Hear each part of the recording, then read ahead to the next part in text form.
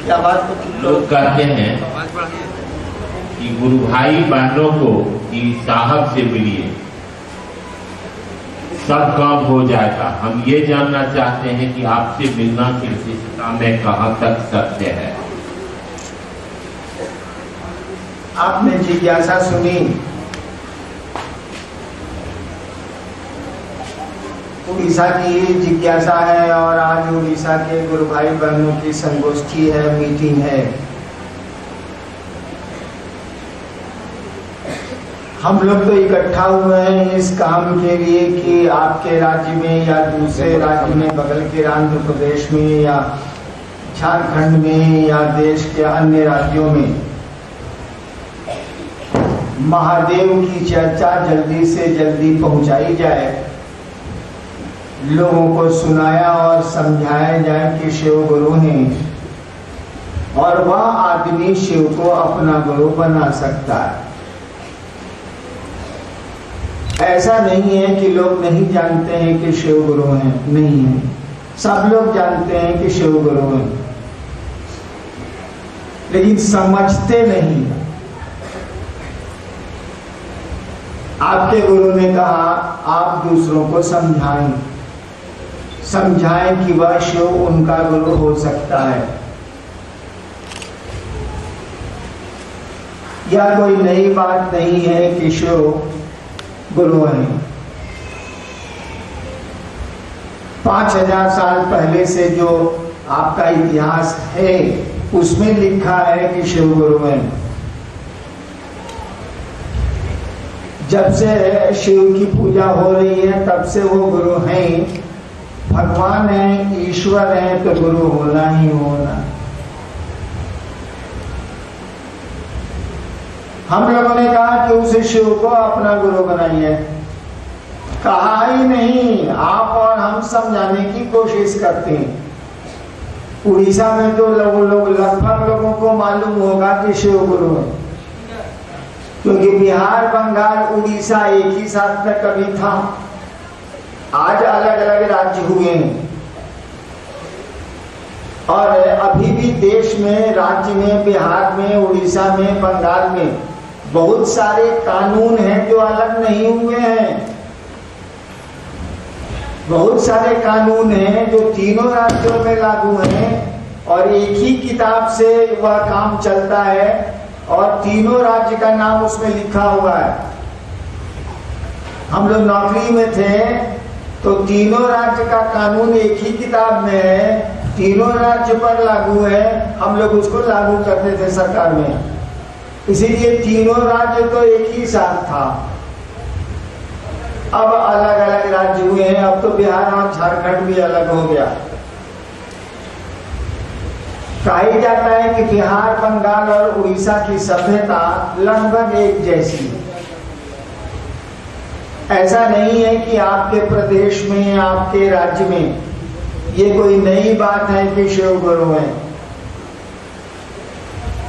लेकिन लोग समझते नहीं है। अगर समझते कि शिव गुरु हैं तो शिष्य बने होते, क्योंकि शिव तो कई हजार वर्षों से पूजा जा रहा है हमारे आपके घरों में।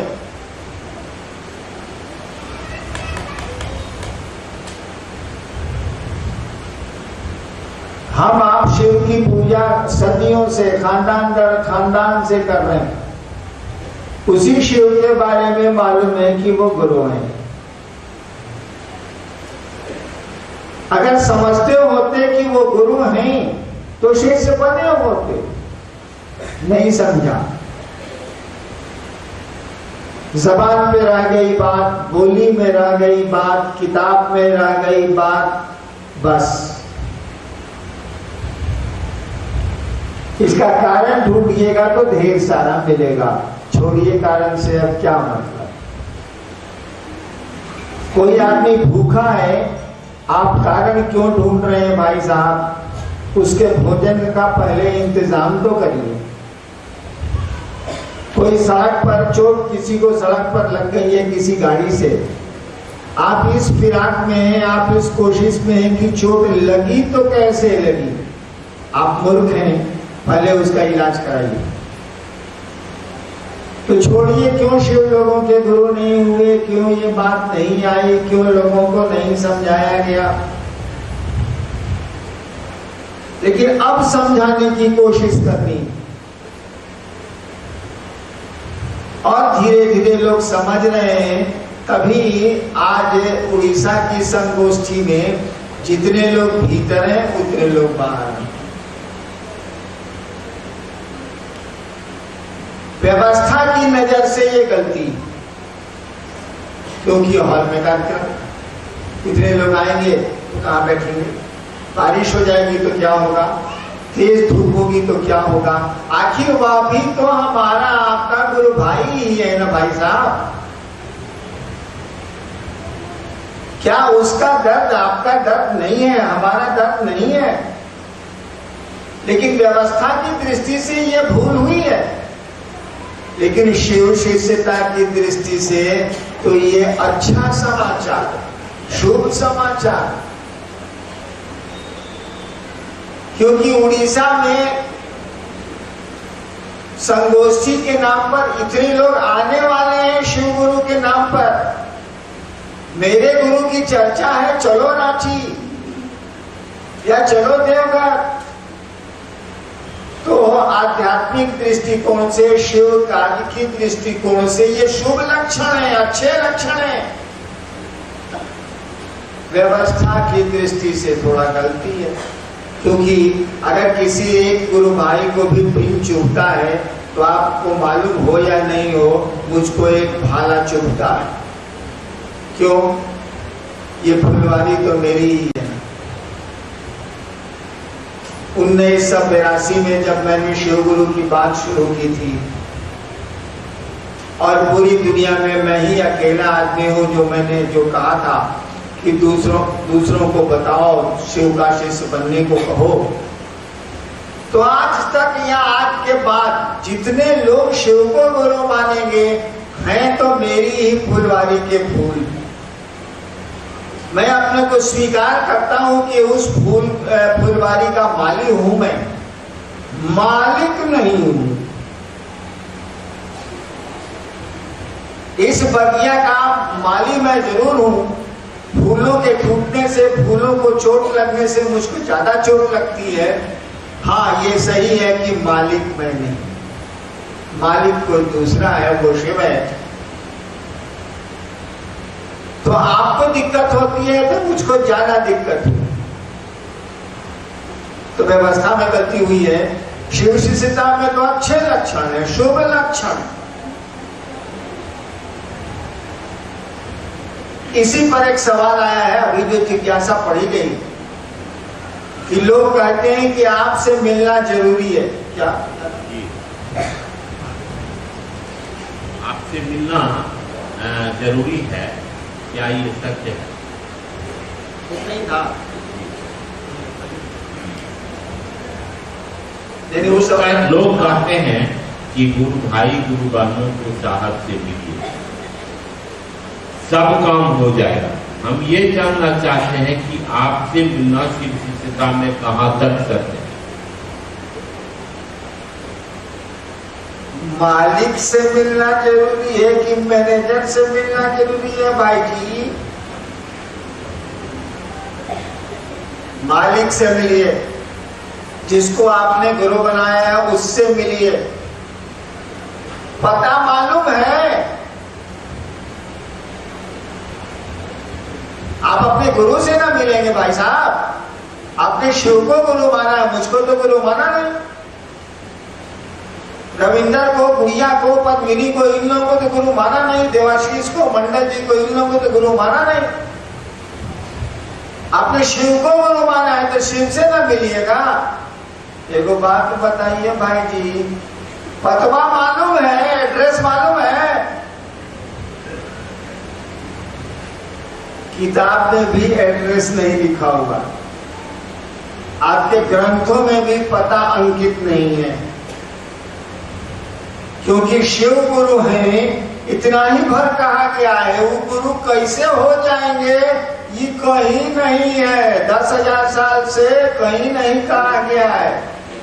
लोगों ने शिव को गुरु माना जरूर है, बोला नहीं है, कहा कुछ नहीं, अपने गुरु हो गए हैं, बोले कुछ नहीं है वो लोग। तो जब बोले ही नहीं तो आपको पता कहां से चलेगा। मैंने कहा कि ये 3 सूत्र का पता ले लीजिए, इसके लिए मुझसे मिलना जरूरी नहीं है, लेकिन हमारा एड्रेस का कटवा लीजिएगा भाई जी, कि नहीं लीजिएगा तो भुतला जाइएगा, गड़बड़ा जाइएगा। यानी मैं जो कह रहा हूं कि 3 काम आपको करना चाहिए। अपने गुरु से मन ही मन दया मांगिए। हमेशा याद रखिएगा, दया मांगने से नहीं मिलती है। दया, गुरु की दया गुरु आदेशित कर्म से मिलती है। गुरु जो बोले हैं उसको करने से ही गुरु की दया मिलती है। लेकिन शिव को गुरु मानने के लिए भी उनकी दया चाहिए। इसीलिए हम लोगों ने कहा उनसे दया मांगिए। उससे ज्यादा दया की जरूरत तो आपको पड़ेगी ही पड़ेगी। जब शिव को गुरु आपने मान लिया, तब गुरु आदेशित कर्म करिए, लोगों को समझाइए, लोगों को शिव से बनाइए। और फिर कहा कि कभी कभार प्रणामों कर लीजिए, कि प्रणाम हम लोग करते होते किसी को नहीं। आज तक महादेव को प्रणाम कोई आदमी किया है इसमें से हमको बताएगा? हम नहीं किया है, बात साफ। सोचिए तो, हम लोग आज तक महादेव को प्रणाम किए? हम कह रहे हैं हम नहीं किया। अरे हम लोग सामान को प्रणाम करते हैं, शिव को कहा करते हैं। बेटा चाहिए, सरकार गोड़ लगते हैं, जल चढ़ाते हैं, बेलपत्र चढ़ाते हैं, सावन आया कामन लेके जाते हैं। तो बेटा के लिए ना प्रणाम हो रहा है, रोग से हटने के लिए ना प्रणाम हो रहा है, इज्जत और पैसा के लिए ना प्रणाम हो रहा है। ये महादेव को प्रणाम कहाँ हो रहा भाई साहब? किसी को प्रणाम कर रहे हैं कि 5,000 रुपया इसे लेना है, पूरा दुनिया को प्रणाम कर रहे हैं कि 5,000 रुपया को प्रणाम कर रहे हैं भाई साहब। प्रणाम प्रणाम है, उसमें लेने जैसा कहाँ कुछ है भाई साहब? क्या ऐसा प्रणाम आपने किया कभी शिव को कि सरकार प्रणाम करते हैं आपको? और महादेव अगर पूछे कि रे साला तुम काहे हमको प्रणाम करता है, तो बोलिए कि सरकार प्रणाम करने का मौन किया इसीलिए प्रणाम करते हैं। तब यह हुआ प्रणाम। और ऐसे प्रणाम का वापसी होता है आशीर्वाद से, जान लीजिएगा। सामान से इसकी वापसी नहीं होती है। ऐसा प्रणाम जो मात्र प्रणाम के लिए किया गया हो, ऐसा नमन जो मात्र मन को उसके सामने झुकाने के लिए किया गया हो, इस प्रणाम और इस नमन का नतीजा मालूम है? इसका एक ही नतीजा होता है, केवल एक नतीजा होता है। प्रणाम कर जिसको किया गया है वो आपको आशीर्वाद देगा ही देगा। ऐसा प्रणाम हम लोग कहां करें? ऐसा प्रणाम हम लोगों से होगा भी नहीं। इसीलिए नहीं होगा कि हम लोग धरती के आदमी है। सारा धरती हम लोगों को अच्छी लगती है, इसी के लिए हम लोग महादेव भगवती के पास जाते हैं। उनके लिए तो उनके पास जाते ही नहीं।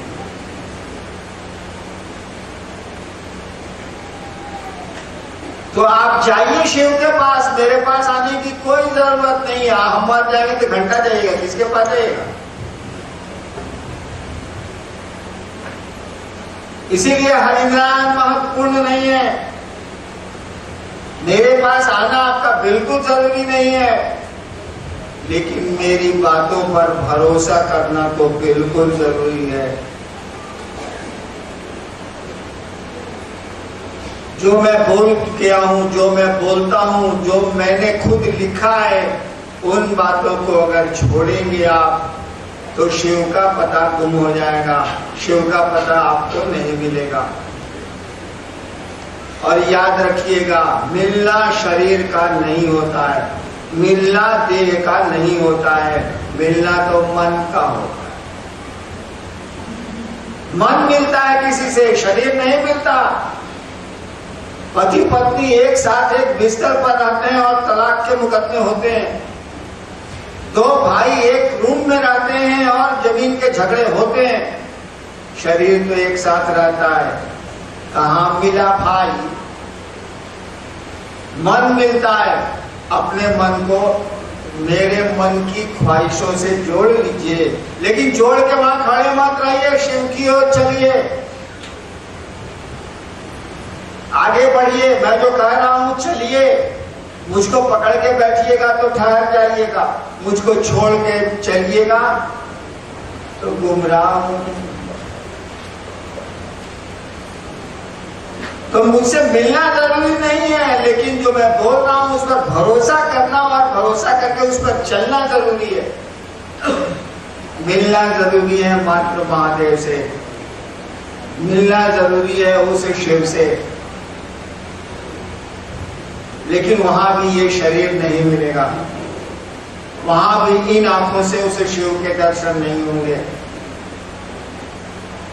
आपका मन ही दर्शन पाएगा, आपका मन ही उनसे मिल सकता है, शरीर नहीं मिलता है। शरीर का क्या भरोसा, आज है कल नहीं होगा। तो जो गुरु भाई कहते हैं कि हईना आने से मिलना जरूरी है, एकदम गलत बात है। मुझसे मिलना बिल्कुल जरूरी नहीं है, लेकिन मेरी बातों पर भरोसा करके चलना जरूरी है, अन्यथा शिव शिष्टता में आपको चलने में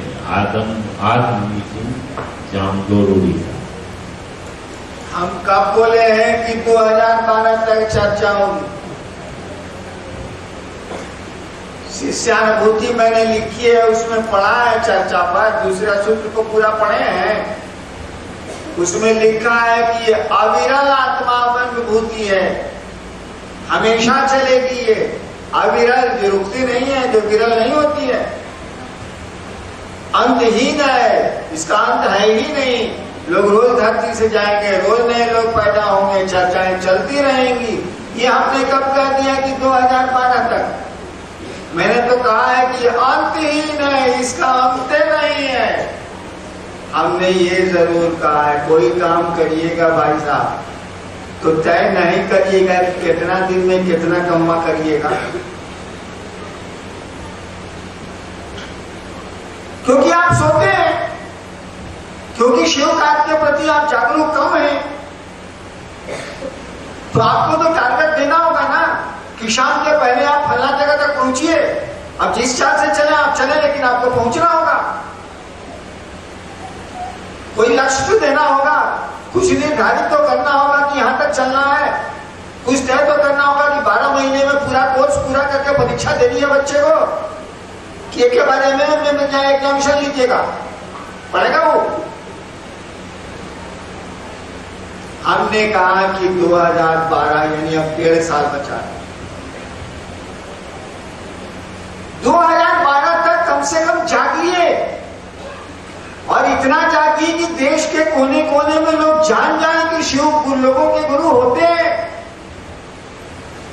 तब चलेंगे विदेश, तब चलेंगे लोगों के बीच में शिव शिष्यता को जगाने।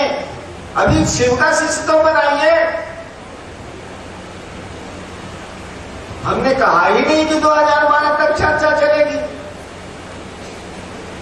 हमने तो लक्ष्य निर्धारित किया है कि भैया उड़ीसा से निकलते आंध्रा में कहीं घुस रहे हो, सुंदरगढ़ से निकलते कटागढ़ पूरी कहीं जा रहे हो, तो ससुरा घूम घूम के सुंदरगढ़, सुन घूम के सुंदरगढ़, ऐसे कैसे चलेगा? तो आदमी को बोलना पड़ेगा ना कि भैया निकलो, बढ़ो आगे। जो लोग घर में रहते हैं उनको करने दो, तुम निकल सकते हो तो निकलो, शिव कार्य को फैलाओ। पहले फैला लीजिए, तब हम लोग हेल्थ बनाने पर ध्यान देंगे। अरे लड़कवा को पहले लंबा होने न दीजिए, नहीं तो नट्टे रह जाएगा सलाहू। लंबा होने दीजिए तो थोड़ा दूर लाएगा, उसके बाद टॉमी का खाना ही सब बढ़िया से दिया जाएगा, उठा जाएगा।